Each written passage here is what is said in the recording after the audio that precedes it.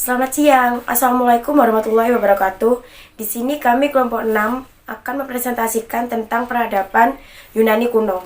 Di sini saya sebagai moderator dan teman saya yang bernama Yuda akan menjelaskan tentang peradaban Yunani kuno.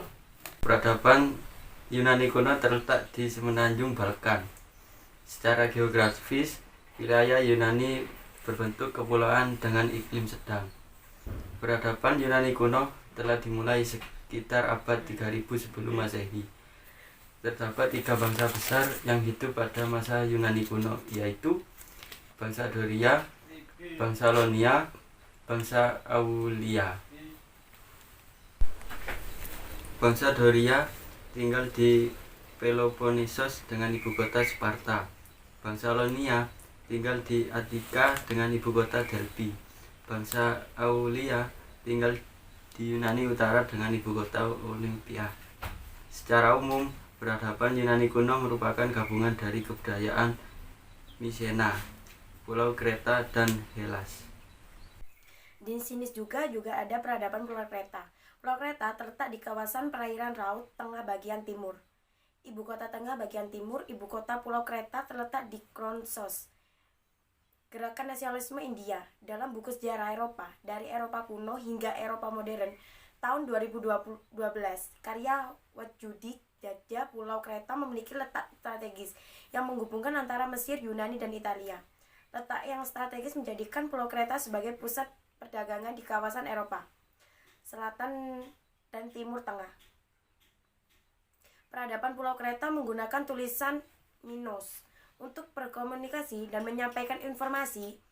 Peradaban Pulau Kreta mengalami keruntuhan pada sekitar abad ke-15 sebelum Masehi. Di sini juga teman saya yang bernama Ian juga akan menjelaskan tentang kebudayaan peninggalan Yunani kuno. Praktik dokter tertua yang terekam sejarah ditemukan ahli di peradaban Yunani kuno. Olimpiade pertama bermula dari Yunani kuno sekitar tahun 776 sampai 393 sebelum Masehi. Jam alarm. Orang Yunani kuno menciptakan jam alarm sederhana yang akan menjatuhkan batu ke semacam gong saat waktu yang dijadwalkan tiba. Sejarah dan sejarawan. Herodotus, penulis Yunani, dikenal sebagai pencipta bidang studi sejarah.